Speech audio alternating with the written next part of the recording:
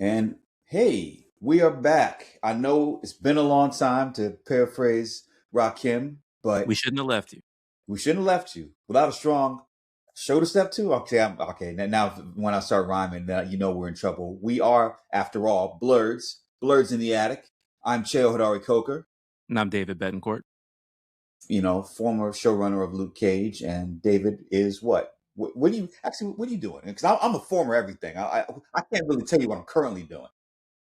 Well, we know you have your secrets, but no secrets here. Former comic book culture reporter at the Washington Post, current collectibles editor and writer at The Athletic, the sports section of the New York Times. Still writing every blue moon for Marvel Entertainment. Have another project coming up very shortly. That's where your boy's at right now. Yeah, here we go. Here we go. So a lot has kind of happened. I mean, it's been interesting because Golden Globes were a couple of days ago. At the same time, a lot of trailers have hit. A lot of trailers of it. You know, you know what's crazy? And I know this is going to sound bad. I wasn't overwhelmed or like, oh my God, about any of them. I kind of felt like when I saw the trailers, I almost felt like, wait, is this deja vu? Have I seen this before? I've never been more underwhelmed by a Marvel trailer in my life, with the exception of some of the mid TV shows. Mine not with not excluding, because there are people that have said, hey, how would you, as a writer of a Marvel TV show, showrunner of a Marvel TV show, come at Marvel? I'm not really, because I love Marvel, but I can speak We all strictly as a fan, you know? we all do, but we're as lifelong fans, we're allowed to critique. I mean that's part of the deal. So we are now in the year 2026 at a point where we have had four. Now, the Russo brothers have come out and said that these are not trailers, they're not teasers, they are clues. Bullshit. Now, I will say the Cheo has already called BS on this.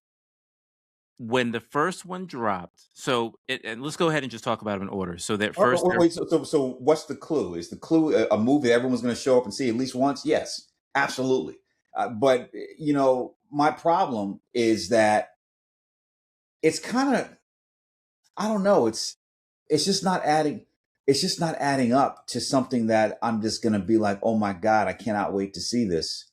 Because what always differentiated Marvel from any of the big franchises is that each franchise begat the other, and because you follow so closely and were so emotionally tied to them, by the time you got to Endgame, I still watch Endgame on your left. I still tear up. Like I still remember what it was like to be in the theater and how everyone just collectively lost their minds when the Avengers assembled. It was just one of the most meta moments of blurred nerd, whatever you are, history.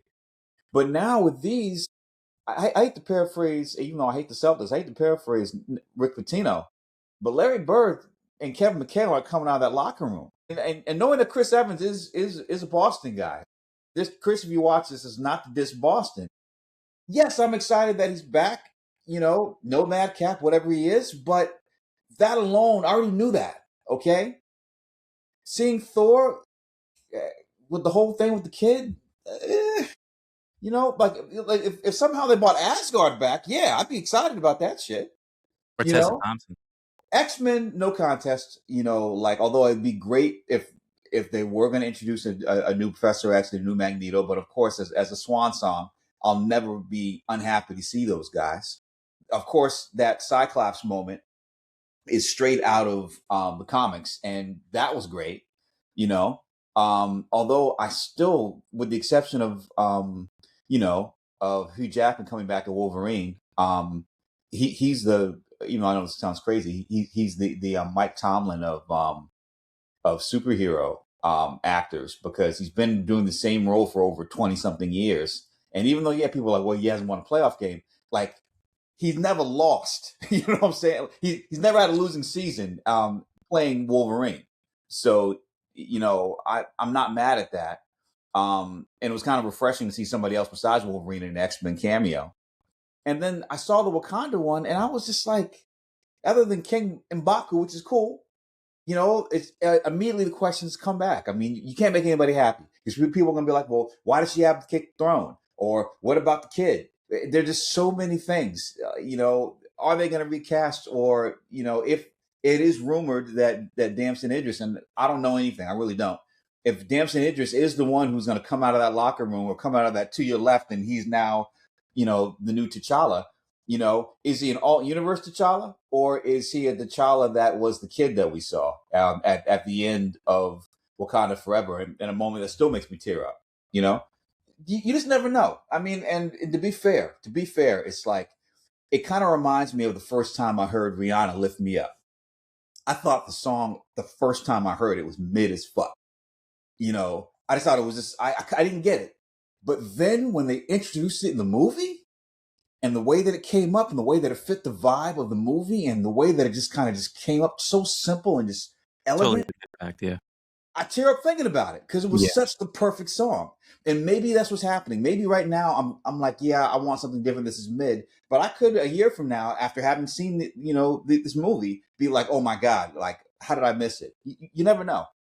So obviously there's more of an impact. We've basically got four things. You've already broken it down. Captain America, Steve Rogers will return. Thor will return. The X-Men will return.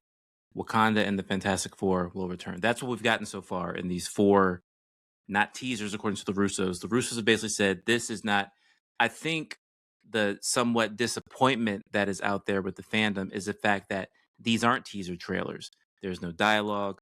There's no really. You can't really get a sense of what's going on with these things. I will say there's much more appeal seeing them all together because you realize, my God, there is a lot going on in this. This is going to be a 3-hour movie. It has to be, just because of how many people are in it. And for me, I'll admit, the Captain America one did nothing for me. I felt like I was watching that scene at the end of Endgame again where he's dancing with Peggy. I'm just like, I've seen this before. Yeah. Same with Thor and his daughter. It's been so long since the last Thor movie. That's not really getting me. Again, you're kind of just saying, we're putting the band back together kind of thing. The X-Men one got me. And it got me specifically because the same thing that Deadpool and Wolverine did. And that Deadpool and Wolverine was, we didn't just get Hugh Jackman coming back. We got Hugh Jackman in that yellow and blue suit. And seeing Cyclops in that Jim Lee blue and yellow with the yellow strap and the X right here on the chest, and taking off the ruby quartz and the optic blast going crazy. That was insane. Now you already have people with that saying, oh, but they showed that and the X-Men are probably going to be in this movie for 5 minutes because they're going to be destroyed. Well, maybe so. We do know that after Doomsday and after Secret Wars, Marvel Studios is going to be focusing on the mutant saga. So at some point there's going to be new X-Men.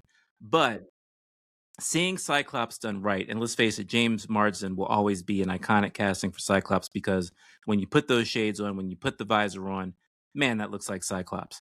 Yeah. And seeing that got me, why is he so mad? Is it something with Jean? Is Jean back? Chris Claremont's already come out and said that Jean's coming back. So, not that he could potentially know, but, who knows? Is it Cable? Is he crying for his son? So there's all kinds of things. But we know this isn't an X-Men movie. This is just an Avengers movie that the X-Men are in. Could they be setting up Avengers vs. X-Men? Who knows? I will say, I know there wasn't a lot going on. As we record this today was when the Wakanda one came out with Fantastic Four. It was kind of cool for me. One, I'm no secret to the fact that I liked Fantastic Four First Steps a lot. I'm looking at a poster here in my attic right now from that movie. But seeing the Black Panther universe and seeing Shuri and M'Baku and Ben in the same scene, knowing that the Black Panther made his first appearance in an issue of the Fantastic Four, that for me was very cool. And that pulls on those emotional strings of nostalgia that connect us to these universes so much. So, but yeah, not a lot going on in these things, enough to get me excited. My whole thing is, okay, you've started the whole clock. When are we getting the damn trailer? That's what I like. I got a feeling Super Bowl is probably around the time you're going to see something more substantial, because the same way that, to go back to something we talked about a couple of casts ago, the Michael Jackson trailer is Hmm. supposed to, I believe, drop on Super That has Bowl. to drop the Super Bowl. Yeah. And that's going to be like, if it's anything like that teaser, I mean, forget about it, you know? So I think that's interesting. Um, you know, it's just going to really depend on, I don't know. Yeah, there are some great things. It's great seeing James Marsden come back. I would never discount Kevin Feige because I mean, I'll date myself. The first time I ever met Kevin Feige was when I was doing the Premiere Magazine article on the first X-Men movie, all the way back in, I think it was 1999. What was when I did that, 98 or 99, and I went to set.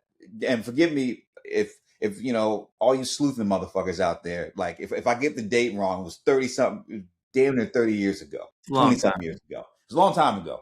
You know, I'm 53 years old. I'm probably losing a few, you know, whatever you want to call it, gray matter, so to speak.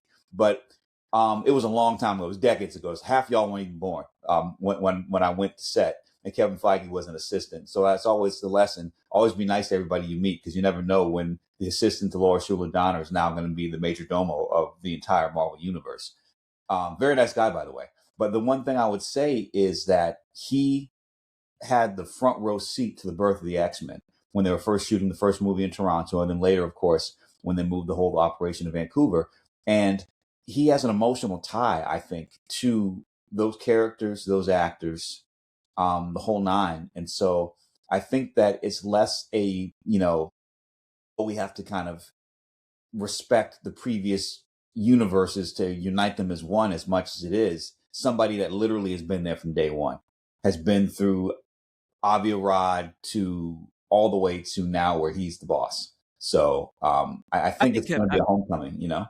I think Kevin's going to do fine by the X-Men.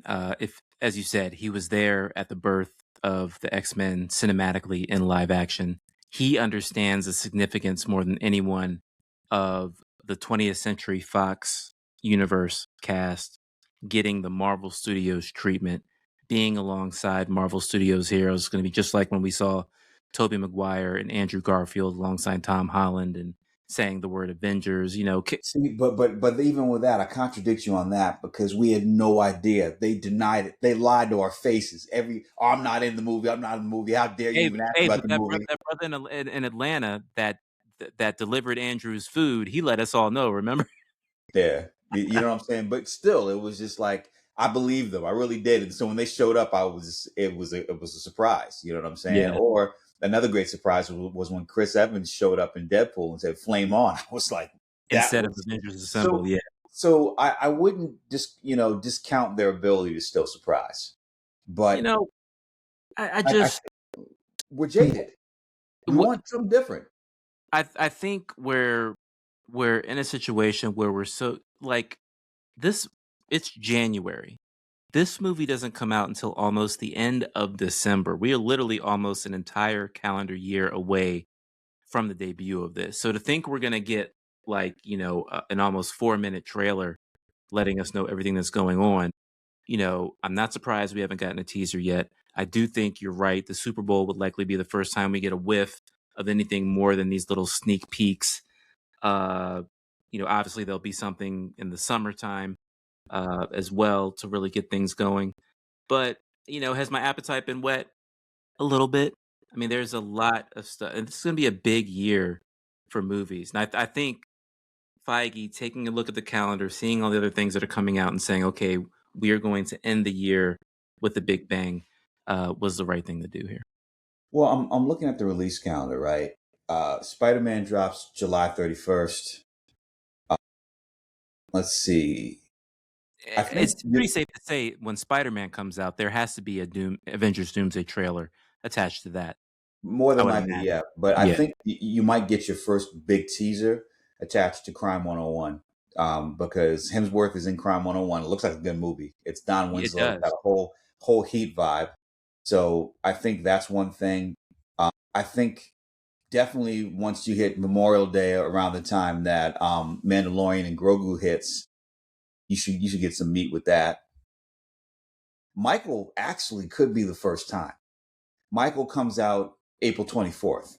And so that will kind of give them a jump on Memorial Day. that could be an interesting time to drop something. You got to believe that they're going to do Comic-Con this year.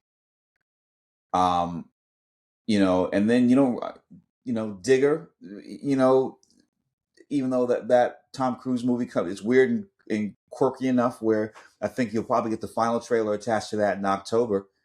And then Thanksgiving is going to be Chronicles of Narnia, and then Christmas is going to be Dune. I mean, that was the wild thing, is like Dune's not moving their date. Dune's like, okay,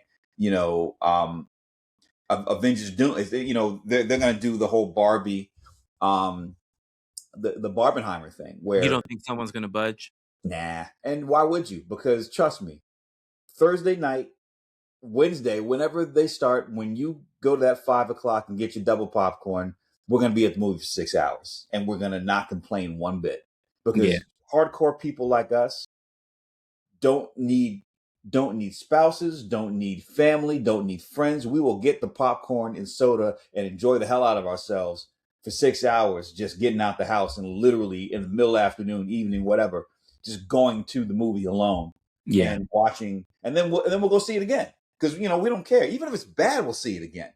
Because I saw Avatar twice. That's my thing. I haven't had a good old-fashioned Marvel multi-viewing in a while. I definitely think Doomsday will be that movie. I think Spider-Man, I'm very much looking forward to seeing Spider-Man alongside the Hulk, alongside the Punisher. There's a lot of cool stuff going on in that movie. So, but yeah, I definitely think, if I had to say when are we going to see the big trailer, I would think they would attach it to the new Spider-Man movie this summer.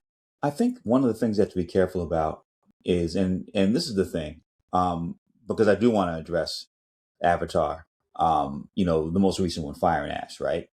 Like, I am one of the world's biggest James Cameron fans. And James Cameron is a huge influence on me as a screenwriter, because he was the one that really popularized what is called, the scriptment format, which is long outlines that don't really have as much dialogue, but have all the moves. And, there's like a 43-page scriptment for Aliens, which is brilliant. You can find it online. There's like a 45-page one for Terminator, that when you want to look at the blueprint of how to write a movie, it's been so influential on any of us that have done any kind of action. I mean, he doesn't necessarily get credit as a writer, but he's an amazing structuralist. And back in the day, I would say was a really brilliant writer. But what happened is that he got so focused on the spectacle and the muscle and all the things he has to do, including inventing cameras and inventing the technology to shoot movies. I think after a while, he doesn't really necessarily have to impress actors or anybody with dialogue. He can basically have the characters say what they're thinking, and audiences don't care, because audiences nowadays that have been weaned on phones, they don't necessarily value subtext the way that us older fans do. Yeah. So I think what's been happening is that he's been so focused on the moves and creating the worlds and can I do it? Same thing happened to George Lucas. Going back, looking at the prequels now, I mean, the funny thing about the prequels, you go back to the Star Wars prequels, you're like, oh my God, these movies are so politically prescient. You now understand, like, all that Trade Federation stuff that just seems so boring, and then all of a sudden, the Trump administration, oh my God, this is how the empire and then it becomes how it all works, and how the long conspiracy, and now, strangely enough, as boring as yawn, we just want lightsaber stuff was, now you look at it, you're like, oh my God, this is basically like a precursor to how, a democratic republic becomes an empire, you know what I'm saying? And flips over. So kudos to who knew that George Lucas was so, politically savvy in that way. But then at the same time, I think what's happened now, you're now seeing the limits of what you can do when you create these worlds if you don't keep upping the ante of what you introduce. People forget that Pandora is a moon. So it's outside a bigger planet, and we've seen as much of Pandora as we're going to get. I mean, unless the next movie goes to the mountains, and then, there's not much more to do. And not to mention the fact that you can also see that, because it's kind of clear looking back that they shot this movie concurrently with The Way of Water, which I like The Way of Water as a second movie a lot. Mhm. And I think this one, you're now seeing the limits of how many times you can reuse sets, how many times you can reuse what you're showing. So it felt more like television the entire time watching it. I appreciated watching it more the second time, having rewatched Way of Water right before going and really being able to understand because there's so many damn characters. Like that fully I appreciate it. And I'm sure that once it ends up back, it's already made its $1 billion. As soon as it ends up back on Disney Plus, trust me, Avatar is better than you remember, and everyone's going to spend 9 hours rewatching them over and over again for the Yeah, next because one. they'll all And be there right will be there. a next one. I just hope the next one is just tighter and at the same time ups the ante by, hey, maybe they have to go back to Earth and we see how bad Earth is, or maybe they actually go to the other planet. I mean, because who knows if what that would be like if they're kind of if there's any kind of interplanetary travel, which I don't think there would be, but like it's they got to come up with something Well, he because said he wants to do 2 more, right? As long as they yeah. make the money they're So supposed to make, right?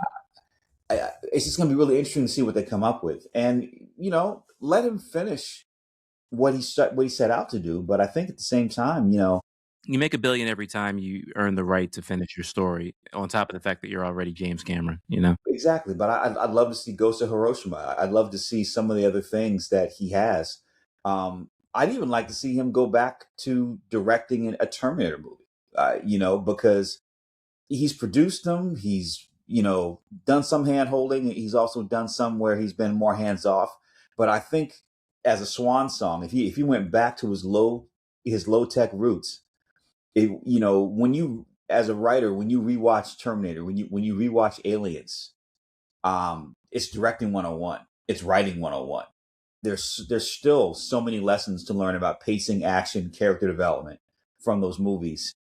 Um, I just think that Cameron doesn't necessarily get his flowers, you know, for the level of quality because these movies make so much money and we expect it.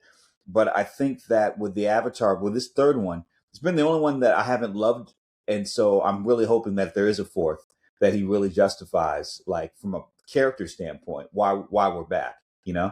Did you see, Zoe Saldana is now the highest grossing actress of all time, actor of all time, of anyone? Well, I know as a proud Boricua and Dominicano that your household will celebrate. Yeah, no, it's a I mean, when you think about the fact that she's a part of, the Avatar franchise, which, as we've already said, is $1 billion every time they come out, the Marvel Studios, the Marvel Cinematic Universe, billions of dollars, and all of Zoe's other, whether it's, Colombiana or other, Zoe's been doing it a long time. I mean, I remember when she was in Drumline. I Yeah. love that movie. Well, Uh, man. I mean, shout out to Nick. How many kids as Nick has since Drumline? he's had a lot since Drumline. I don't think he was in double digits way back then. Um, one thing that's interesting, and shout out to Nick because I've back in the day, we were both at Tolan Robbins, so I've known Nick since he was doing stand up as a kid. Wow. Like, he's got a really. I know people kind of get into the novelty of making cheap jokes like the one I made, but he's actually a really good actor. And Oh, when you he was see him fantastic in in Drumline. Drumline and Chirac, I think it'll be interesting if he, really kind of returned to that. But as we're talking about Zoe, don't sleep on Linus. I think Linus is a really interesting show. And as much as I like the movies, she definitely has some grit. And I think, you know, when you look at not only just the box office success and the fact that she also won an Academy Award, I think she's also young enough where there are so many other things that I think are going to happen. I think it's going to be a record that she's going to have for a long time. You I know, do too. But major accomplishment, for an no Afro doubt. Latina. Congrats, Zoe Saldana, on that. Um, So, speaking of other, big move now, in terms of Avatar, I have not seen it. I am going to wait for it to stream. It's not that I've never been a part of the hordes of folks that go out to see Avatar. I definitely went out and, saw the first one in theaters multiple times in 3D and was wowed by what I saw. For whatever reason, Avatar, and as much as I love Cameron, doesn't tug on me to where, oh my gosh, I gotta go see that. So I'll see it when it streams.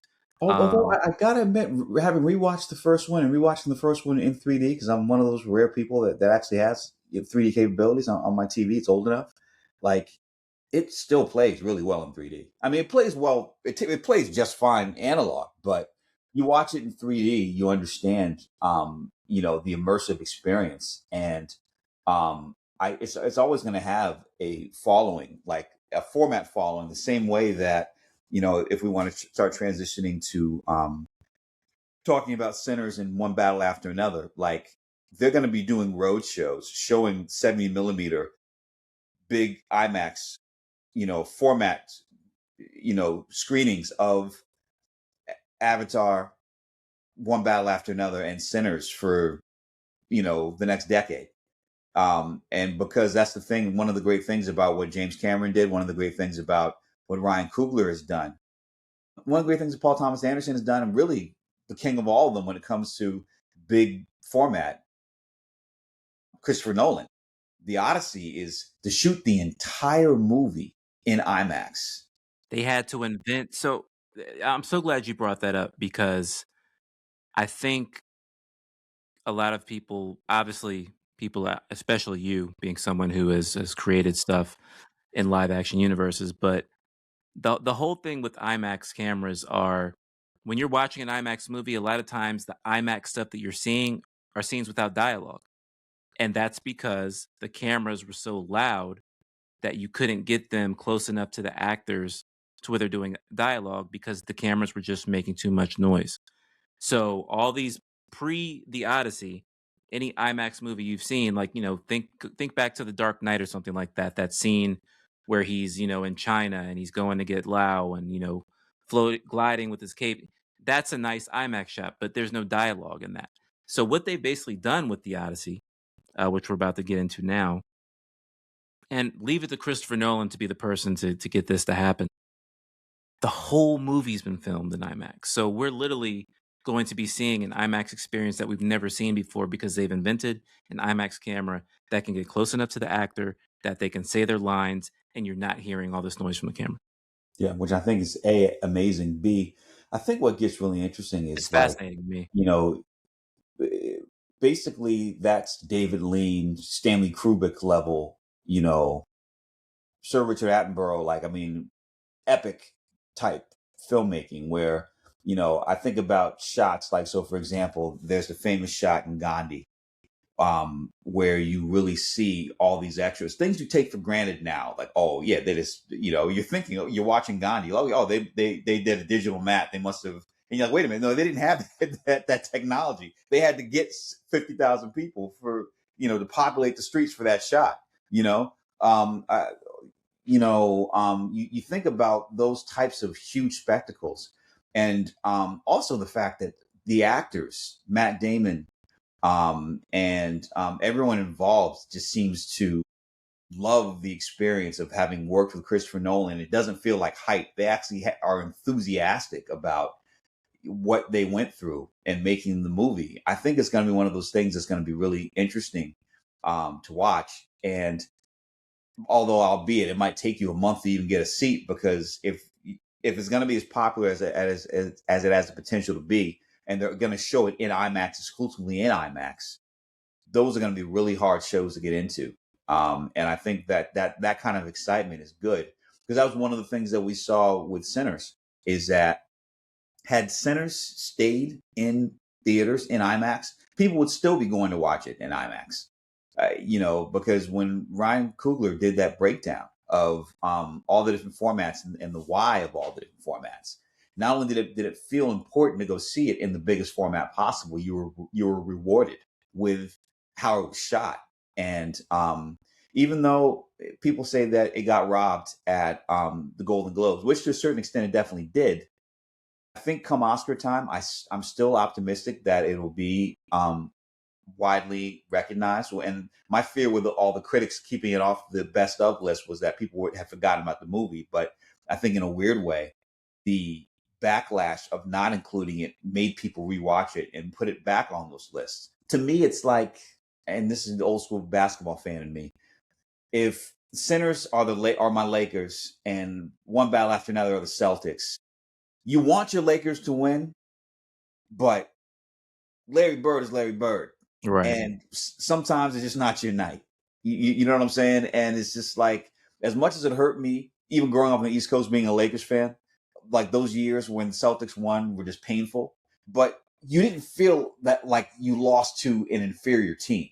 Yeah. You felt like you just had game had to respect game because they were just playing at such another level. And that's really the thing is like, for having watched both movies numerous times now, Paul Thomas Anderson is the direction of that movie is amazing, and I can see the argument of why some people say definitively without a fault it's best picture. But then you go back and you rewatch Sinners and you realize, it also has a incredible argument, and so people are gonna, particularly if Sinners wins, people are gonna, that's filmmaking. You can't win either way. If Sinners wins, there's always going to be people that says, "Oh, well, yeah, they're being woke and they were awarding," as if Ryan Coogler isn't one of the best directors of all time. But Paul Thomas Anderson, if he wins, then people are going to say, "Oh, yeah, white privilege." But that's not necessarily the case because it was just such bravura filmmaking. And then you have the kind of balance of he should have gotten that for Boogie Nights. He should have gotten that for Magnolia or some of the other movies that are still incredibly rewatchable and just incredible films. But I think one of the things that's so interesting about Ryan Coogler is the fact that he's not even in the Academy, and not because he hasn't had the opportunity to join, but because he does not put his energy into any of this stuff. He got to make the movie he wants to make. He owns the movie. He is on to the next in a non-Hollywood way because the brother is just so brilliant and so down to earth. We might quibble about whether or not he wins, but he is blessed, highly favored, and unbothered. I got a question for you, Mr. Makes TV all the time. Now that, if you're Ryan, and we're going to get back to the Odyssey in a second because I have a couple more things I want to say about that. But now that Christopher Nolan has filmed an entire movie in IMAX that includes dialogue, not just wide shots. If you're Ryan, when it comes to the next Black Panther movie, do you want to try and film Black Panther 3 that way? I think he only does it if the format merits it, because it's not just budgetary, but he doesn't seem to me to be the kind of filmmaker that has to go big for ego's sake. He's not the kind of person that competes like, oh my God, Christopher Nolan's shooting all IMAX, so now I have to shoot all IMAX, Also, shout out to Nolan because the conversation he had with Ryan about Sinners, that was really fun to watch. Yeah. I mean that is one of the reasons that I think Nolan is such a great advocate for film, is that he watches so many different types of films and he champions so many filmmakers. He's both a deity in the directing world, but at the same time he's also deeply approachable, and I think that that's a really great balance. And I think that's the thing, is that filmmakers recognize what Ryan has accomplished. So it could be one of those really interesting balances where, one battle after another wins Best Picture, but it's a real nail biter when it comes to Best Director. It could really go either way. Some people are saying Best Screenplay, that it might lean towards Ryan for Best Original, which I think actually, yeah, it's because since One Battle After Another was adapted, it's quite possible that they wouldn't cancel each other out. So I think it's going to be interesting, and I hope that both are recognized by the time nominations do come out. It's funny going back to this IMAX thing. As we were talking off camera for a second, I am Mr. Momming it for a bit as my wife makes her annual pilgrimage to her native Dominican Republic to see her folks and spend some time back in her island motherland. No, actually, what happened was she was pissed about all those Tombstone jokes you made. We're gonna leave it at 25, right? Like translated them, and she got mad. We're gonna leave that in 25. No, I'm kidding. So obviously, I'm going stir crazy here with the kids and the dogs, and to pass the time, I had gotten back into watching Christopher Nolan movies and building my Christopher Nolan movie collection in 4K because I had already had the Dark Knight trilogy in 4K. I had recently watched Interstellar, movie I absolutely adore, and listening to the scores, so really gotten into it. And it's funny because I was watching Tenet, and the reason I got into Tenet is because, and you remember how it was, came out 2020, major impact because of COVID, didn't get the box office results a normal Nolan movie would have gotten. So I never saw Tenet in theaters. Saw it one time when it came out on HBO Max, which is part of the reason Nolan is no longer with Warner Brothers, because that pissed him off so much. But I said, let me dive into these movies. I said Tenet is something I need to understand a little better, because I should love this movie more than anything. It's a Christopher Nolan movie with a black protagonist who's literally called the protagonist, and that protagonist just happens to be the son of Denzel Washington. I'm like, why am I not watching this movie 20 times a day? So during I was on vacation watching it. I got a 75-inch Bravia, and I started noticing, and you start to see the impact of filming in IMAX and when they're not.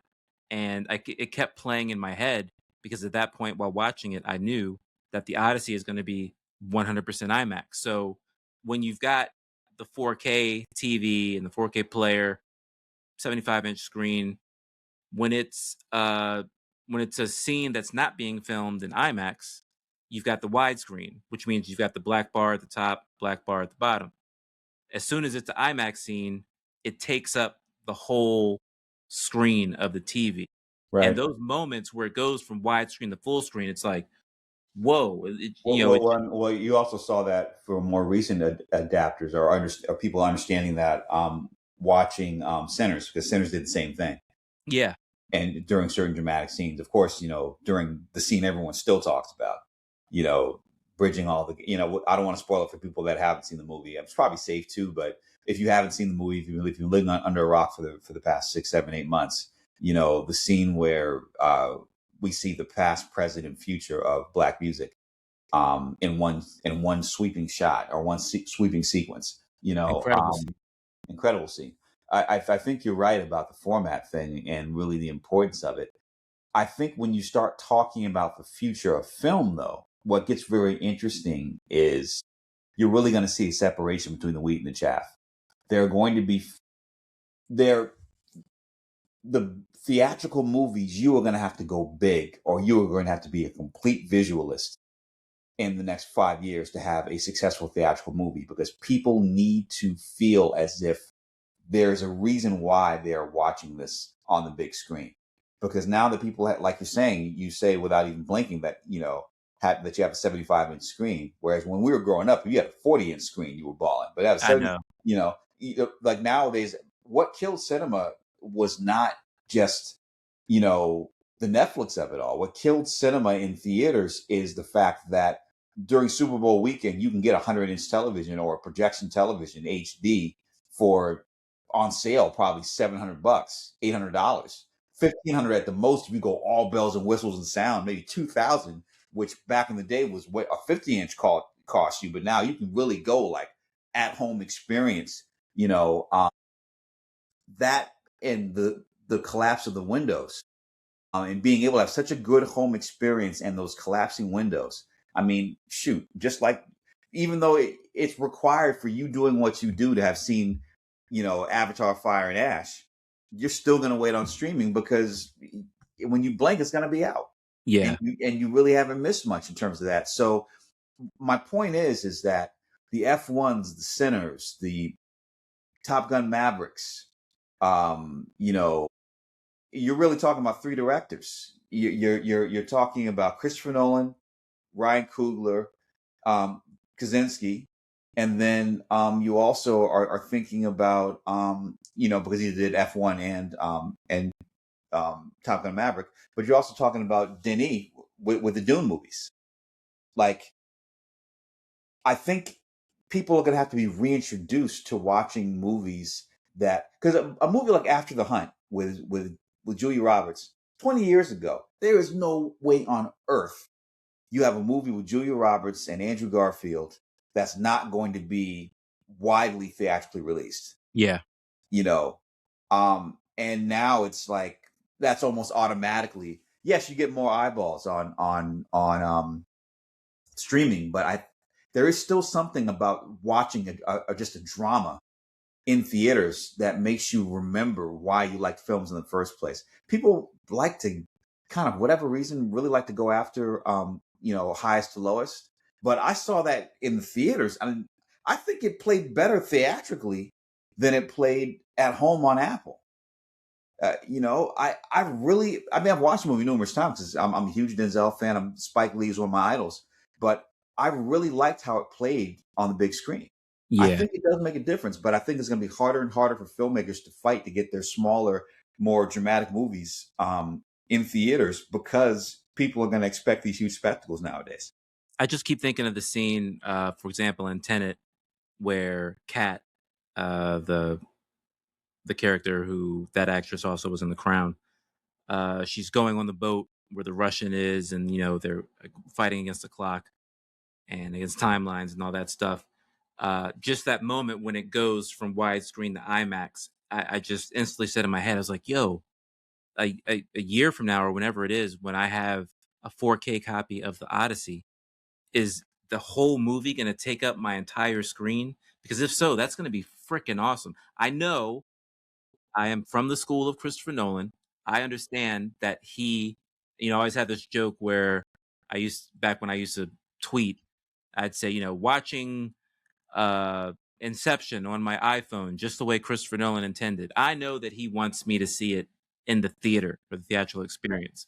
But I'm just saying, going back and watching Nolan movies in 4K on a 75-inch screen, when those IMAX scenes hit and it goes from widescreen to full, I love the thought that sometime from now I'm going to be able to watch an entire Christopher Nolan movie like that, taking up every inch of my screen. Yeah, no doubt. The other director that I didn't mean to leave out in terms of like go big, go home, huge spectacle is Christopher McQuarrie. Because the MI5, 6, and 7 and 8, although like a lot of people I have some issues with 8, but just the whole scope of those movies, people are going to begin to go back and appreciate those movies as well, just because like those types of films, if you want to say, for lack of a better phrase, save cinema. And in the fact that, McQuarrie is not only involved with Mission Impossible, but also one of the writer producers of Top Gun Maverick, because he's Tom Cruise's, creative muse. They really do incredible work together. So, it's going to be interesting to see what Tom Cruise does without him in terms of, Digger, because that looks like a crazy, quirky movie. But that somewhere in the offing, there's a Chris McQuarrie, Tom Cruise movie out there, Yeah. Yeah, man. It's all about the directors. Did you know? I don't know if I ever told you this. I wanted to name my son after Christopher Nolan. I wanted my son to be named Nolan Betancourt. Wow. Nolan Betancourt. That's deep, man. And my wife said no, because I got to name our daughter. So it was her turn to name a child. And she would much rather name him after Nicolas Cage. So instead of Nolan, I got a Nick. All of my names got rejected because, of course, my twin boys were born first. I once tried. What names did get rejected? Okay, let's see. At one point, I wanted Anakin and Luke. Hell yeah! That got rejected. Anakin Coker. That kid's getting in whatever school he wants. I wanted Fidel and Che. That got rejected. Yo, Fidel and Che. Yeah, wow. That of course got rejected. That's exactly why all our commenters think you're an honorary Latino with stuff like that. For my daughter, like I tried for Logan. I have a friend with a daughter named Logan. That's a great name. Great name. Now, and it's a great name because deep down, that you're naming her after Wolverine, but your wife doesn't have to know that because it's a pretty name. Right. But that's the thing. I mean, it's like, yeah, of course, it's better that that they weren't named after, Hey, says who? Characters. Says who? Yeah. Those are some great names. I would have been proud to have been a play uncle for all those kids. Yeah, no doubt. Anakin, Che, Fidel, all of them. Che and Fidel would have been kind of dope, I wanted to. That it's so funny you mentioned Logan, because for our number 2, the middle daughter. I wanted to name her Robin for two reasons. One, because my favorite comic book character of all time is Robin the Boy Wonder. And two, because, I always joke that my wife is Rihanna's Dominican doppelganger, and Rihanna's first name is Robin. Okay. But I got overruled for that because she knew I was really like angling for the Robin Yeah. Batman thing, and she's like, Oh, "No." by the way, another one of my rejected daughter names was Aurora. Yeah. Storm would have been dope, but yeah. I mean, to be fair, I was allowed to name Harper, and actually it worked out because there's a Batman character. The whole reason I got the name was when Harper when Gila was pregnant with Harper. It was 2012. Harper was born. Harper's actually about to turn 13 in a couple of weeks. And Bryce Harper had just hit the scene with the Washington Nationals, becoming a big rock star. He was only 19, 20 years old. Everyone here loved him. And Gila, who likes baseball a lot because she's from the Dominican Republic, always heard me talking about this kid. But it never dawned on me to say, let's just name her after him. But there was a character in the Batman comics written by Scott Snyder, who we're going to be talking about later in the podcast, named Harper Row. And I thought that Harper Row was going to become the next Robin. There were big rumors, and she ended up becoming a character called Bluebird, and they don't really utilize her that much anymore. So, Harper has kind of it's like a half baseball, half. Cause it's so funny, like, oh, you're a writer. Did you name your daughter after Harper Lee? And I'm like, nah. Yeah. It's No. like No. No. No. No. No. No. Mockingbirds were killed. Nope. she's named after a baseball player from Vegas and a Batman character. There you go. Um, but yeah, no, that's hilarious. It's hey, we try. But those are some great Fidel and Che. That would have Wow. been dope. That would have been dope. Have you ever told the kids that? Do they know that Yeah. that was Yeah. all part of the They name? know. They're like, Dad, you're Now, crazy. now, what did they say when you told them that? Were they like, "Phew, glad Dad didn't get the approval for that," or were they like, "Oh, that would have been cool"? No, they were definitely like, thank God. You're nuts. Just dissing your ideas right in your face. Oh man, But then again, I'm one of those hardcore. If I could have named one Anthony Vito and the other one Michael, because I'm a huge Godfather. I'm probably the world's biggest Godfather nut, which is why I even have that shot in the finale of what became the series finale of Luke Cage, where it replicates the door closing on Kay's face is the exact shot of when the door closes on Misty Knight, watching Luke being surrounded, being the new quote unquote Cottonmouth of King of Harlem. yeah, You know, and we used to actually in the Luke Cage writers room, in season 2, we actually had instead of a square jar, we had a jar where every time I made a Godfather reference, I'd put money in it.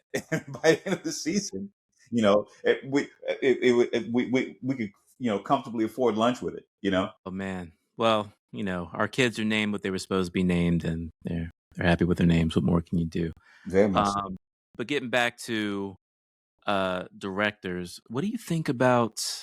It's really been amazing. Obviously, I follow a lot of different people and things on social media to where Sinners is always in my feed. But it really does feel like a brand new conversation is being had about Ryan Coogler's Sinners in a way that kind of equals the conversations that were being had when it first came out. And there is this kind of sentiment that uh, there's this kind of coordinated effort not to give the movie its due in the press, in the Hollywood trades, in terms of how it's been reviewed, in terms of What, award season. What do you well, think? okay, is it conspiracy? Kinda. Like it's. I would call it a kind of unconscious bias. And it often happens, particularly with Black actors, Black performers, particularly when we're making things about ourselves. People sometimes don't necessarily give us the technical props that we're due. And so, for example, like if you look at acting wise, there is no more stark growth in acting contrast between watching episode 1 and episode 60 of Snowfall back to back. When you see Damson Idris in the pilot of Snowfall and the Damson Idris playing Franklin Saint at the end of Snowfall, you just watch, even if you haven't seen the show, ruin the show. Just watch episode 1 and episode 60 back to back to see the full arc of that character, that level of acting, and to not be nominated for an Emmy blows my mind. And so it's also kind of the same thing where everyone always talks about Spike being prickly or Spike being so political that they miss his technical brilliance, because you never have seen better use of camera than Mo Better Blues or Malcolm X or a lot of Spike's movies. Like he doesn't Clockers. I mean, he does amazing things with the camera. And so I think sometimes people are so caught up in the politics of Spike Lee's movies that they don't give him his props in terms of just being a brilliant director, period. Yeah. And I think now with Ryan, it's interesting because I think on the reverse, the audience in general is now beginning to fully appreciate him as a filmmaker. Yes, absolutely. He got better with every movie because Fruitvale Station, as emotional as it is, you saw the leap in confidence with Creed. Black Panther, he didn't really do a lot of, camera wise, he wasn't really taking a lot of risks, but I think people kind of slept on just his technical brilliance because by the time you get to Sinners, he's doing things with the camera that's just like, Spielberg level. That is just, he is now, everybody knows he is him, and whether or not there's actually going to be publicly recognized by giving him awards, we'll see, but he's so young. I mean, he can basically, who's to say, because I've always likened him to Francis Ford Coppola. Who's to say in 20 years, not just for having a franchise, but you never know what he's going to do next. And I think that's the excitement of watching a Ryan Coogler film, is that he doesn't just do one thing. They're all different. And even when you watch Black Panther and Wakanda Forever back to back, they're two completely different movies. And with that, yes, okay, Wakanda, of course, but like just the way that he does language, cinematic language, the growth and the wonder. Like he's become one of my favorite filmmakers, and it's going to be really interesting to see what he does with Black Panther 3. And I think the other thing that's really interesting is that he doesn't seem to have the same handcuffs that other filmmakers have when playing around in the Marvel universe. So the same way that the Russos have kind of like free reign to kind of do certain things visually and storytelling wise, and you go with it, I think Ryan has more than earned that right to do that within the Marvel universe. My hope is that if he wants to, he's able to do that with anything he wants. So say, for example, he says, I want to do X-Men. Like, let him do X-Men. I think the other thing that happens is that the new racism isn't like, okay, you have to be whatever you are to make a certain, movie in a certain genre. It's benefit of the doubt. Because I think what happens is that Black filmmakers are only entrusted with Black subject matter and very rarely are able to break out of that, because not that we don't love ourselves and love, elevating our stories, but sometimes you're not really given the opportunity to expand. Like, what would a Ryan Coogler Batman movie look like? What would a Jordan Peele X-Men movie look like? Those are the kinds of things that I would get excited about. And then people say, oh, well, they want to get mad and try to say, would you want to see a Christopher Nolan Black Panther movie? That would be really interesting. You know what I'm saying? So like, let's mix it up. I know from a hip hop standpoint, when rap producers, start sampling rock and roll, they always do really interesting things with it, And so like, I think it would be interesting just to kind of mix things up, No, absolutely. It's, there's a real one, we've already established here on this podcast that Ryan is at that level with the PTAs and Christopher Nolan's, where his name is enough to get you to want to go see the movie. Well, yeah, Like, and that was what was so great about seeing these Spike Lee interviews with Ryan. Like Spike Lee, like you would think that Ryan Coogler's last name was Lee. I like Spike could not be more proud. yeah, And Spike is I'm not saying that Spike is not reluctant to champion filmmakers, but he's reluctant to champion filmmakers with a gleeful smile, you know. And I would say the noted exception for that is the way that Spike has always championed his former teacher Martin Scorsese, and at the same time also the way that Spike is championing Ryan and seeing something in him that almost I don't want to say that the baton has been passed because Spike is going to be like Picasso. I mean, he's going to be making films. He's going to be like Clint Eastwood. He's going to be making films as long as he can communicate and point. He's going to be making films like Kurosawa. Spike's going to be making movies into his 90s if given the opportunity. But at the same time, I think he's recognizing that hey, this cat is next level. I just it's a lot of noise has been made about certain multiple trades all owned by the same person not being very supportive of sinners, but Ryan doesn't need that. I know from being, if your fan base is already built in, is love from the trades a good thing? It never hurts, but Ryan has proven he doesn't need a lot of the trades out in Hollywood to write glistening, glowing reviews.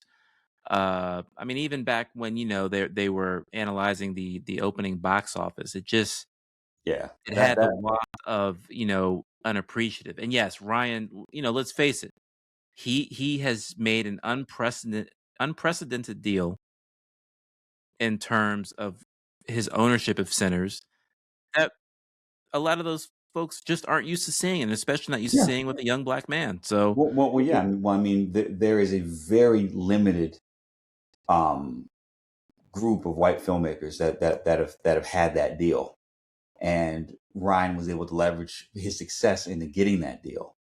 And rather than championing him for having the level of success that earned that deal, it seemed that immediately people were trying to flip it on him. Oh well, they're not going to earn the money back, and this and that. And then I think in a weird way, I think that going viral made people be like, "Oh hell no, I'm definitely going to go make a point of seeing this movie in theaters." And you think that's why you think Warner Brothers gave him that deal in part because they don't want to lose another Christopher Nolan? I think it's because Pam Abdi and Michael DeLuca are amongst the smartest executives in town and have been for a long time and are impeccable tastemakers, which is why so many um, filmmakers clamor to work with them. And honestly, if it wasn't for the beef that Christopher Nolan had, for the movie that you cited, Tenet, being put on streaming so quickly, I think that honestly, he probably would have already gone back to Warner Brothers. Yeah, and You know, Odyssey would have been made there. I That mean, to me, that's yeah, it's such a acquisition. I feel like it just seems like good business and leadership saying this guy Ryan Coogler is a generational talent. Let's sweeten the pot so that he doesn't want to leave because let's face it, he could leave if he wants to and go any other studio would be glad to take him. Um, but that's the thing. It goes all the way back to New Line when DeLuca was there. Um, you know, he basically the relationships that he has, DeLuca, with the Paul Thomas Andersons of the world, you know, um, Tarantino is about the only big time filmmaker that because he has that new Tarantino of course had that relationship with Miramax where he made so many movies, but now has that with Tom Rothman and Sony, where basically whatever he wants to do, they're going to let him do. yeah, And I think that's the thing is that when they recognized that in Ryan, it wasn't an obvious choice to do that kind of deal with that movie because it wasn't connected to genre. It wasn't like they said, hey, let's give you a DC franchise to do that with because of your success with Black Panther. He came to them with a blues movie, a period blues movie that he wants to shoot in IMAX on a budget, and they said, okay, not only are we going to match your budget, we're going to let you have ownership. I thought that's the kind of risk taking that's going to really attract a lot of different filmmakers once they get out of their deals and once this thing gets settled. Now, the bigger issue is, okay, if Netflix is indeed successful in buying Warner Brothers, which I think, now that they're switching to an all cash deal, like Paramount is just who knows how it all turns out. But if Netflix ultimately wins, I really think theatrical release is going to be important. And I think that although you can't tell companies how to spend their money, if Netflix is so profitable, you would hope that they would keep theatrical alive in a robust way, because of the fact that it doesn't necessarily affect their bottom line the way it would at other places. And now particularly with the rule that was passed, people sleep on this rule. There used to be that studios could not own movie theaters, but now they can. Yes. And so the interesting question is going to be not if Netflix gets rid of theatrical releases.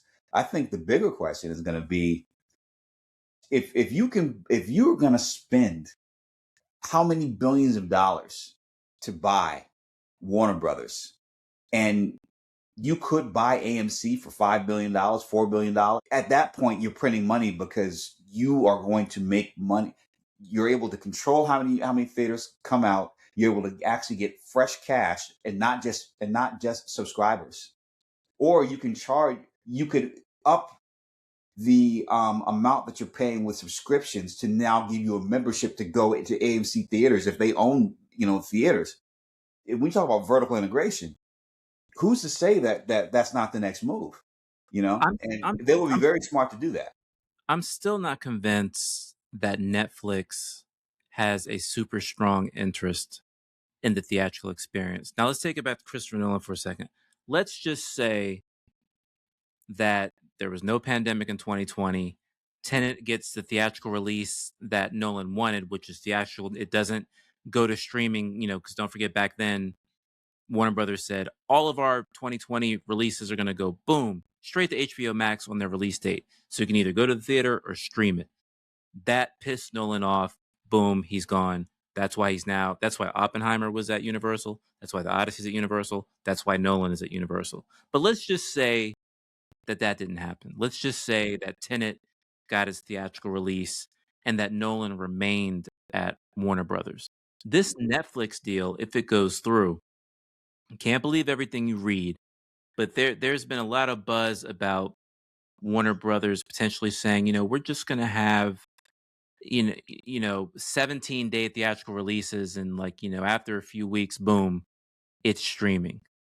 Well, even if but let's say Nolan stuck around, I'm convinced that had Tenet not been interrupted, had Tenet got theatrical and Nolan sticks WB, I don't think he would want to stick around at a studio where his movie is going to be streaming 3 weeks from now, which is why giving Ryan Coogler that bag to potentially stick around makes a lot more sense.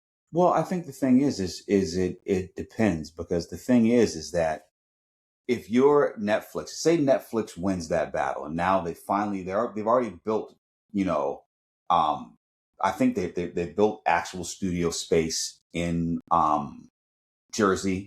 I think they already have a studio in Albuquerque, New Mexico. And mind you, this is just me reading the press, no inside speculation, despite the fact that at one point before moving to Disney Plus, Luke Cage originated on Netflix. The one thing that makes the time that I was at Netflix really interesting is they always had worldwide scope. And say, for example, you now have the physical ability to own the studios where you can make film and television. And then you've got the world's best distribution service streaming wise, because I'm more excited about seeing the Bond movies on Netflix than I was when they were on Amazon. It's just something about, I don't know what it is about Netflix's sticky algorithm, but when you watch movies on Netflix, even movies you've seen hundreds of times, you get more excited watching. I probably watched Ford Ferrari like 4 times. Well, Netflix also has 4K technology incorporated into the service where you can pay a little more, and if you have the 4K TV, that you can utilize it. I think that's a big that makes it more appealing to me. Well, precisely. But what I'm saying is, what happens if now that that rule has been removed, that Netflix decides, Sony purchased Alamo Drafthouse. What if Netflix goes bigger and buys AMC or buys Regal or something else like that? And then you're making money on box office. You're making money on concessions. You can start selling merch. You can, if you have a big phenomenon like K-pop demons or Squid Game, you can, barnstorm and make money. And also, if you're able to include it in your subscription model, like if I'm already paying like 20 something dollars, or 17, whatever it is a month for 4K Netflix, if they up that price to $25 and I get to go to the movie theater for at a discount or for free, included with that, they're going to make money on the plot. Like there's all these different ways they can make money if they end up going that route. So that's why, yes, they might collapse that window, but I would not put it past them because people really do love seeing movies. To be able to have a movie franchise, a theater chain, because it then allows you to welcome, the Nolans and other big time filmmakers back in the fold, because then you can say, I can guarantee if you make the movie with us, not only are we going to give you this exorbitant budget, but we can guarantee that your movie will stay in on the biggest theaters in New York and LA, if you roll with us. So who knows how that pans out, because everyone's kind of worried about AI and everybody's worried about everything else, but things tend to, the rarer something is, the more people want to pay for something because then it's unique. Microwaves did not kill high-end restaurants, because when you were a kid, oh my God, eating a Stouffer's or whatever dinner was, at least as a kid, as a Gen X kid in the 80s, it was really great for a moment. A hungry man, but then after a while, you get older, you're like, wait a minute, food cooked in the oven tastes a lot better. And so I think that people are going to eventually get past the novelty of these like, AI movies and some of these things, and they are going to figure out, wait a minute, things made the old fashioned way stick differently. The same way that vinyl came back, CD was an inferior format. CDs aren't coming back. That's the Larry Bird format that's not coming out of the locker room. I mean, CDs are gone, DVDs, although 4K Blu-rays, still buying those. Yeah. I think things are going to balance out eventually, but right now there's a lot of disruption, so it's going to get interesting for a while. It just feels like, we like to go back and forth with sports sometimes, but it's like that moment where a sports fan base loses a player that they really loved, and that player goes to a rival team or something like that. When you watch the trailer for the Odyssey, or at least when I watch it, and by the way, I watched that trailer a zillion times. That when that trailer dropped, it took over my week. I thought it was amazing without nothing being said. We already kind of pointed out, it's Nolan. You don't need a deep trailer. You're going to go see it anyway. But Ludwig's score, everything just looks like it's going to be epic. But when I know that I'm watching a Christopher Nolan trailer and I see Universal instead of Warner Brothers, in my head, I'm like, how do you fumble Christopher Nolan? We know what led to him leaving, the stuff that happened with Tenet, but it just seems like such a colossal failure. Well, To lose.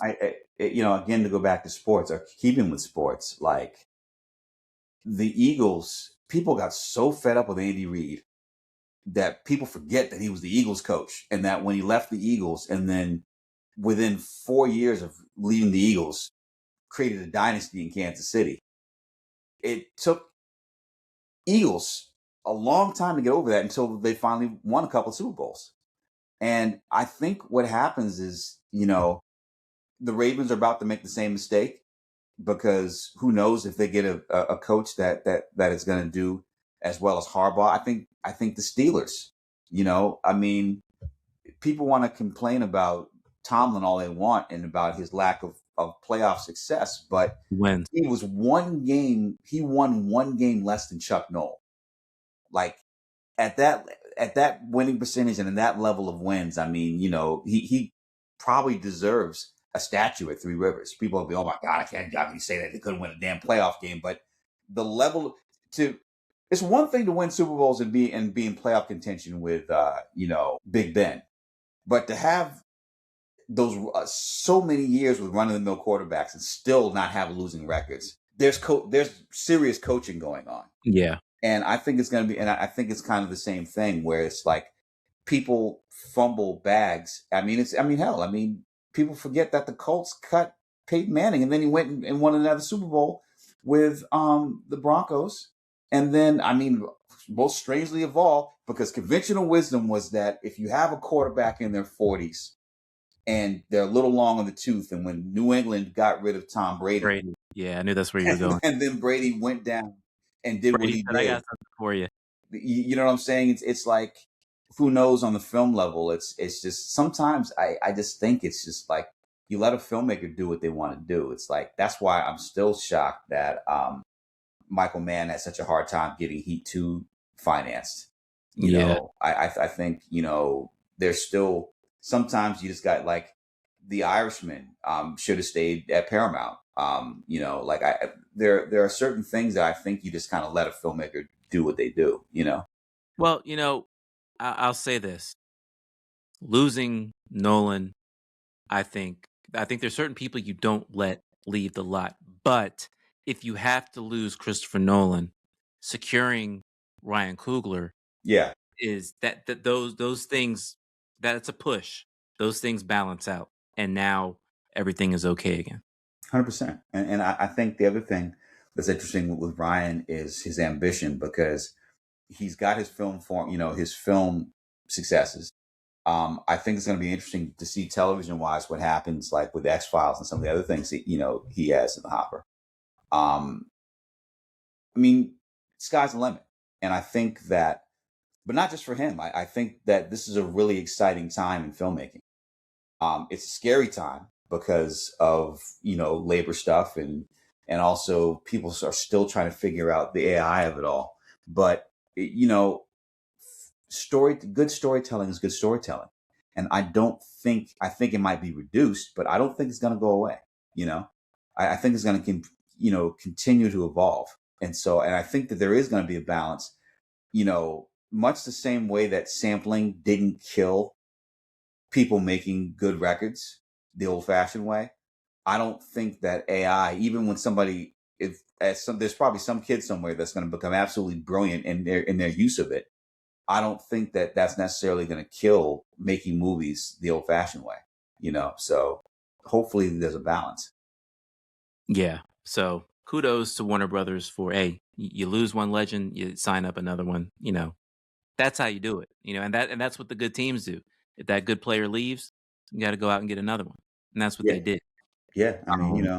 I think it's very important to have the, the foresight and the vision to kind of keep going no matter what. Mean, if the next batch of non-Ryan Coogler, I'm sorry, if the next batch of non-Marvel Studios Ryan Coogler movies, that is to say, the movies that aren't Black Panther movies that Ryan does are all under the Warner Brothers banner, that's a huge victory for them. Yeah. But I think what's going to be very important is, what's going to happen once people just, I don't know, like, I guess this is my hope for television because it relates to film.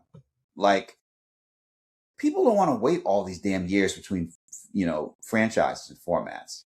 I just wish studios, whether it's the television side or the film side, if they liked what they just finished doing, I wish they just had the gut to say, F it, let's greenlight the next thing, so that you can get people back to work more quickly, so that you don't have to wait 3, 4, 5, a decade between movies.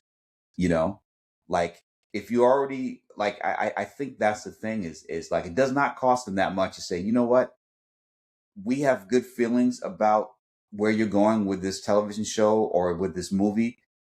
We'll buy a script so you can start working on the sequel. And hey, if the box office rewards, boom, you are now greenlit for the sequel. Or if the box office if the streaming numbers reward, you can now go into season two, because it doesn't cost you that much more in development to have one in the hopper just in case. And hey, if you lose your shirt, if people just don't want the movie, if you got Tron Ares, what?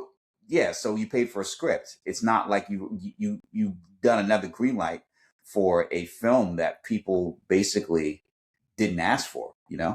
That's why it's so amazing as worldwide theatrical box office loses the power it once had in terms of decision making as to whether or not something gets greenlit or not, simply because the theatrical window in terms of how long these movies are actually in theaters for people to be able to go to the movie and see them, that window is shrinking so much. It's something that could shrink even more if Netflix does get Warner Brothers. There are. It used to just be simple. Did it make $1 billion? Make another one. I think there are only so many $1 billion movies out there. Although 2026 could see a lot of movies make $1 billion, but the Odyssey is going to make $1 billion. Ryan Coogler's next movie is probably going to make $1 billion, but that can't be the definitive factor of whether something gets greenlit lit or not. Just because the whole tone of what box office mean has changed, because some movies are only going to be in theaters a month.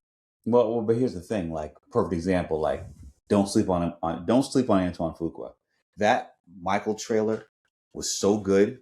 So good. I still watch it. I still watch it. I mean, but that if that movie sticks to landing, and here's the thing. I mean, that Antoine, as a visualist, again, is of the ilk of both Spike and Ryan, where he's an incredible shooter. But John Logan, as a screenwriter, I mean, John Logan, who wrote Gladiator, who wrote one of my favorite movies, Any Given Sunday. Like, yeah, of course, as someone that's written movies based on music and loves Michael Jackson, yeah, I was pissed that I had no shot at getting that movie. You definitely want a brother or a sister to have a shot at writing the Michael Jackson movie. But then when you find out it was John Logan, you understood. Yeah, It's I get it. I mean, again, this is solely becoming the Larry Bird podcast, but it was like with Larry Bird. It's just like, fuck Larry Bird. All you do is shoot. It's like, what else you need? See, it work. You know what I'm saying? Like, you can't front. And so John Logan has a secret weapon, and if that movie sticks to landing, that movie also, I think, has a really good shot at making at crossing that I $1 think billion Michael's gonna make threshold. $1 billion, and that's another example of, we don't know if the part two is going to get made. I think Universal is going to sit and wait and see what the box office is. I think just based off the initial buzz and reaction of that teaser, I think we'll really get a clue once we get a full trailer. My guess is we get that full trailer at the Super Bowl. I think that'd be a good spot to drop a full trailer, especially because the Super Bowl is in February. The movie comes out in April. So you got to drop the full trailer at some point. That'd be the perfect time. And I Well, think if that full trailer hits, $1 billion. and then also, here's the thing: it's like, because one of Michael Jackson's most iconic performances was Super Bowl. Is there a tie-in? Do they replicate? Do they make a heavy Super Bowl trailer that mirrors, the event? So yeah, it can go a lot of ways. Isn't it wild? Have you heard the urban legend that the whole reason Mike got that Super Bowl is because, what was it, the year before in Living Color did the halftime show thing and the whole audience went there and they wanted to do something bigger? Have you ever heard that combo? It wouldn't surprise me, because that was the thing, was like, after Black don't crack, like, and we move the culture, and so, which is why virtually every fledgling network starts off with a black fan, with a hardcore black following, and then makes a mainstream shift. Fox did it, and Oh yeah. it's not surprising that that's happening with Tubi now. you know and so I think it's kind of the same thing. It wouldn't surprise me. I don't think it's necessarily a conspiracy, but I think that, how do you outdo that? How do you, if you have one level of black programming that everybody's identifying with, black, white, or whatever, how do you get black people to leave that the next season? If you got Michael Jackson, hey, Keenan, like, I love y'all, but I'm gonna at least give Michael 5 minutes. You know what I'm saying? So it makes sense. Yeah. Well, I think Mike's gonna make $1 billion. I can't wait. As hyped as that teaser got me with practically no dialogue minus the little bit that the guy playing Quincy said, uh, to get a trailer with some dialogue, that's gonna be. I mean, we already know there was a little bit of dialogue. We see that Jafar sounds just like him. Yeah. So, but yeah, If that if they pull it off, it's gonna become the Rocky Horror Picture Show of musical biopics. People are just gonna go over and over again. All the Michael Jackson impersonators, people will be falling out in the aisles and dancing. It's gonna be nuts. and then if it does do all that, you'll get another one, Yeah. which is Well, wild. I mean, I don't know anything about from the inside, but from what I understand, it was shot as one movie, and so the second They had movie is in the can. So it's kind of a Kill Bill situation where, but in this case, because of what happened with some kind of thing, some kind of legal issue, they had to basically they have split to go it back and and reshoot, then right? figure out how to reshoot around the other stuff they have. So is it one movie that does great? That might be, but there's also rumors that it just gave them more time to resolve the other issues and now build another movie around, around what they had to take out.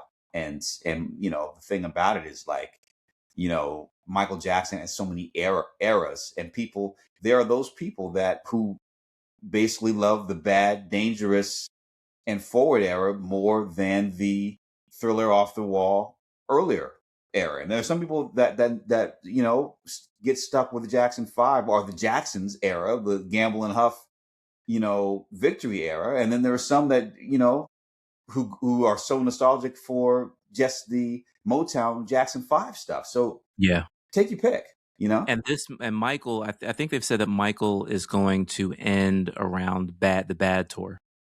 But yeah, which again, if that is the case, I mean, Bad is a record. Bad is basically the Jackie Brown of Michael Jackson records. It's it took me a long time to appreciate Jackie Brown because at first as a fan, like, it was all about Pulp Fiction. Why isn't the next movie doing Pulp Fiction and doing all that? And then it took me years to really go back to Jackie Brown and really understand just how genius that movie was. And honestly, it wasn't until I saw that Spike Lee documentary about the making of Bad that made me more appreciate that record and go back and listen to it. And you're like, damn, it wasn't Thriller, but it was a hell of a record. Wasn't Thriller, but a lot of hits. Yeah, A lot of hits. I was actually listening to that today on the way to pick up one of my kids from school. Just another And party. of course, I'm slightly biased because I got to see the Bad Tour live. My aunt surprised me with tickets, and I saw Mike at the Capitol Center in Landover, Maryland. Yeah. Well, I mean, that's the thing. It's like you think about Just Another Part of Me, Liberian Girl, Smooth Criminal. Man in the Mirror. It's got some hits on it. Yeah. All right, man. So to wrap up what I think has been a really fun combo today, I wanted to talk a little bit about, so much of this podcast, Blerds in the Attic, is based off of comic book culture. We spend a lot of time talking about cinematic universes, both at Marvel and DC, and live action superhero stuff streaming. You yourself being the creator of a live action superhero show. But a lot of this stuff is rooted in the fact that you and I are both really in the comic books. Yes. And a lot of this stuff is based off of, all of it is based, not all of what we talk about, but a huge chunk of what Blerds in the Attic is us opining on stuff that is based off comics. Mm-hmm. So I wanted to talk a little bit about comics for a second. Recently, The Hollywood Reporter had a story by Boris Kitt, and I've been reading Boris for years. Back when I was a comic book culture reporter at the Washington Post, I read the Heat Vision blog a lot, and Boris was a big part of that. But he had a write up about DC's Absolute Universe. Now, are you familiar with Marvel and their Ultimate Universe, which is basically where Miles Morales came from, Mm-hmm. and then they made him, a part of the 616? Well, yeah, I mean, because that, like, when they had that notion to say, hey, let's make Nick Fury look like Sam Jackson, and rather than sue, that came from Marvel's Ultimate Universe. Yeah, and rather than sue, because Brian Michael Bendis as a writer did such a brilliant job with Ultimates, rather than get mad, Sam Jackson's like, hey, this guy looks like me. If y'all make a movie, can I be Nick Fury? And boom, there you go. So, Yep. um, Brian Michael Bendis on Spider-Man, Mark Millar on, and I loved how they didn't call it the Avengers, they called it the Ultimates. I thought yeah, that was pretty cool. yeah. But basically, so if you're listening to this podcast, you likely are into comic books, and if you're our age, you know all about the Ultimate Universe over at Marvel that spawned Miles Morales, and So basically what? Miles Well, the look and the aesthetic of the MCU comes from the Ultimate. comes from the Ultimate Universe, Yeah. absolutely. So right now over at DC Comics, they are absolutely killing it with a similar idea, which is their absolute universe. So Marvel had the Ultimate Universe, DC has the absolute universe. And right now there is absolute Batman, absolute Wonder Woman, absolute Superman, absolute Martian Hunter. Basically, these comic now you have Scott Snyder, incredible writer on Absolute Batman. You've got Jason Aaron, one of my favorite writers of comics on Absolute Superman, for example. But basically, these comics are selling like hotcakes. You know, we've all seen those pre-written obituaries about print comics and comic books in general, and whether they can survive, and if it's just about the movies now. The sales of this comic, I believe DC Comics said that they have sold. Let's see, since the inception of the Absolute Universe, which has been a little over a year, Hmm. 8.2 million comics. Wow, that's impressive for any era.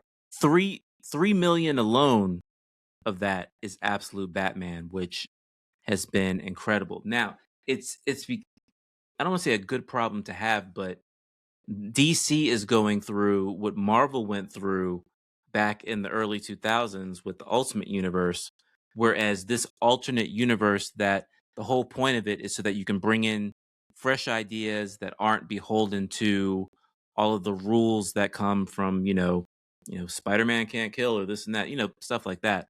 Well, now what DC's going through is the absolute universe is practically getting bigger than their mainstream comic book universe. One, that's a good problem to have. It's by no means the end of the republic for DC Comics, but it's just amazing to actually. I was on vacation the week of Christmas leading up into the new year, and I told myself I wanted to catch up. I actually have the very first. And that's another thing. The first issue of Absolute Batman, raw, ungraded, just if you have it in decent shape in a bag and board, you can get hundreds of dollars for it. How much do you think you can get?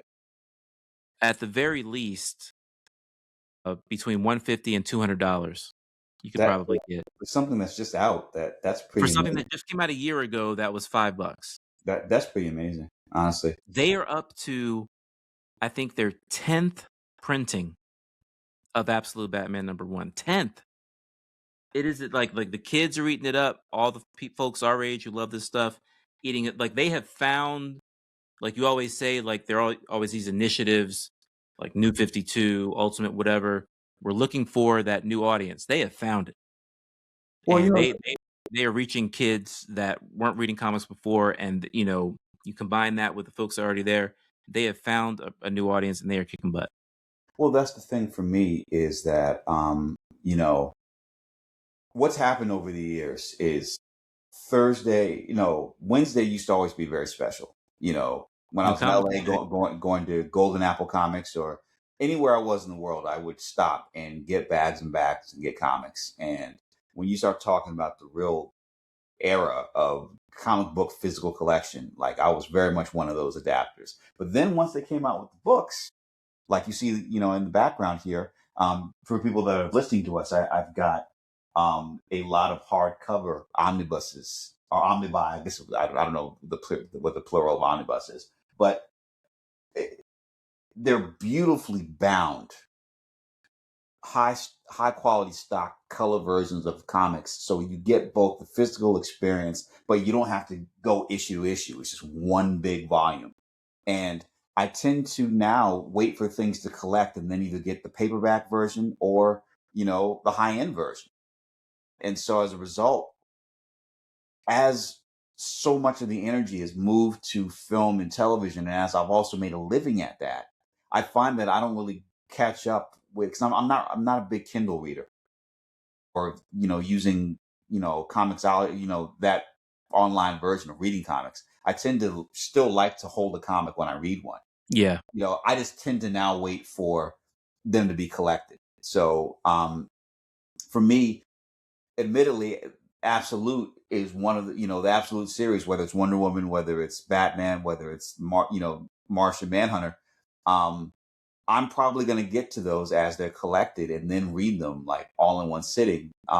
And your enthusiasm about them and the fact that there are that many people that are buying these things out, that makes me more excited to buy it, rather, buy it in that format so that I have all of them, rather than, worrying about having the one comic to collect. But I think it really speaks very well for the fact that people still love the medium, you know? Have you seen what the Absolute Batman looks like? Have you seen the cover of the first comic? Yeah. Yeah. It's funny because How huge he is? he looks like the Ben Affleck version of Batman, which, Just jacked. yeah, like, I mean, that's the thing for a lot of people, that Ben Affleck, 235-pound version of Batman has become their favorite version. Like, And add another 100 pounds to that, and you have Absolute Batman. And that's really what threw people off. It's like, yo, what is going on with it? And that's like the essence of what an imprint like Absolute means. For the mainstream, there's no 616 in the DC universe, but let's just say their mainstream universe, you can't make Batman look like that because the so fandom would go nuts. so then I think, the big question becomes, like, if that's kind of the visual precedent that's set for Batman in the modern era, after you get past the Pattinson movies, if the current administration, so to speak, of DC is still around, do they recast Batman with someone like Alan Rickson? Forgive me if I'm butchering his Reacher, last the guy who plays Reacher. name. The guy Right. that plays Jack Reacher. Like, there Yeah. have been people that have mentioned him to play Batman because he fits that body type. You know what He I'm would, saying? he would be like. It's funny because in a mainstream Pattinson-esque Batman movie, I would say he's too big. For Absolute Batman, I might say he's not big enough. But you bring up an interesting point because one of the things I think that people like so much about Absolute Batman, which also has a great Catwoman who's Afro-Brazilian, by the way. I'd like to think I led the way by creating a Dominican black cat in the Spider-Man comic that I wrote, but I won't take any credit for that. But Um, of course you're gonna try. Yeah. uh, They was like, so yo, esta cosa es eso mío. fue mi idea. Eso fue mi idea. Sí. But I think one of the La gatita es mía. Sí. la gata mía, la gata mía. No, I just think that one of the things that really appeals to people is, again, when you have these alternate universes, you can play by different rules.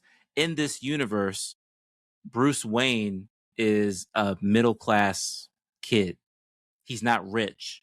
His Right. parents aren't billionaires. He doesn't inherit a fortune. He's just a regular guy growing up in Gotham City. And he becomes Batman through grit and through determination, not funded by a zillion dollars. And it's just a really, for people like us who've been reading Batman comics their whole life, what's been the one caveat? He's always been a billionaire. And to take that away, not as a gimmick in a storyline, but just to say, no, he's always been like this. It's just something new. And I've read every issue. I think they're up to issue 15, and I've read all 15 issues, and it is really fun. It's really different, and it's what good comic book making is all about. And the numbers that they've been able to sell with these comics, the units they've been able to sell, is completely justified. Yeah. Well, I mean, that's the thing. It's like I'm definitely about to be one of those people that picks it up. Let me And know when you read it, man. I'm dying to trade notes with you because I'm caught up on Batman. I'm about halfway through Jason Aaron's Absolute Superman, and I definitely need to catch up on the Wonder Woman. It's so funny because you've got this jacked Batman, and then the Absolute Wonder Woman just absolutely towers over him, which we've seen before. One of my favorite uh, in the New Frontier by Darwin Cook, he draws Wonder Woman bigger than everyone. She's taller than Superman. But this Absolute Wonder Woman, she has this like sword the size of a tank. I mean, Mhm. it's just really wild, and it's really Well, I mean, but that's the thing. I mean, it's just taking the whole notion of what it means to be an Amazon, you know? So, Todd McFarlane. McFarlane Toys this summer, I believe in June or July of 26, will no longer have the DC license. Before he loses that license, he has to make an absolute Batman figure. Matter of fact, I may, from my reporting, maybe actually chatting with Todd soon, and I'm going to ask him that. yeah. If there is not an absolute Batman McFarlane action figure before they lose that license, they're not paying attention. Well, please, if you talk to Todd, please invite him on the show because I think it would be fascinating talking to him about the toys. I think it'd be fascinating talking to him about Spawn, the history of Image, just what he thinks of comics today. And also, here's the thing: it's like, I mean, I interviewed him for the LA Times years ago for that first Spawn movie, with Michael Jai White, and way back in the day. And it's interesting, to kind of see the ups and downs. And also, they're still trying to make an updated live action version. There was talk of him directing it. So I think he'll be very interesting to kind of get his perspective on everything. And then here's the thing: it's like most people would be, "Oh my God, I'm about to lose a DC license," and sweating it. He's got That's fine. he's got so many different things. He's linked up with Marvel. He's just announced this like gigantic Juggernaut figure that looks really cool, and all of his Marvel statues are based off of his original art. oh man, They're going to be fine. that's genius. Yeah, no one's worried about Tom And he's McFarlane. still got the NFL stuff with MLB hockey. Like they'll Yeah, be fine. it's a wrap. It's a wrap. And speaking of wraps, I think that's it for us. We are Blerds in the Attic. This has been a great hour and a half, man. As always. The thing is that I got to be careful is because it's like when we talk, I just get so candid. I just, I'm just not, you know, I don't censor myself. Who knows as I go out to market with some of the things I'm working on, if that's going to come back and bite me, because more people listen to this podcast than I anticipate. But I think one of the other cool things That's exciting to hear, though. That's yeah, exciting. no doubt. So here we go. It's like go big, go home. I also want to take the opportunity to say rest in peace, not only to my old Vibe colleague Shawnee Saxon, who recently passed away. Also today, I found out that John Forte of the Fuji family, Fuji's, yeah. and also a very close friend to one of my friends who went to Exeter with him. He was 50 years old. 50 years Yeah, old. he's 50 years old, and again, want to send out rest in peace to their families. I only met Forte once. I think I met Forte once, but I heard so much about John from all these different people. I feel as if I knew him. Yeah. And he was just somebody that was so universally loved. And then on the magazine side, I mean, everybody loves Shawnee because Yeah. she was just such a great person. And just rest in peace to her, to Forte, to families, and just hold on to anybody that check in on people, because life itself is precious and fleeting. So, Absolutely. and with that, I want to flip back to being upbeat, but we are Blerds in the Attic. And again, sorry we made you wait. It was a long time. We came back, and we're not Larry Bird or Kevin McHale coming into the locker room, but hopefully our presence was missed on this front. And please subscribe to us on all your different formats and talk about us. Engage in the comments. We read everything.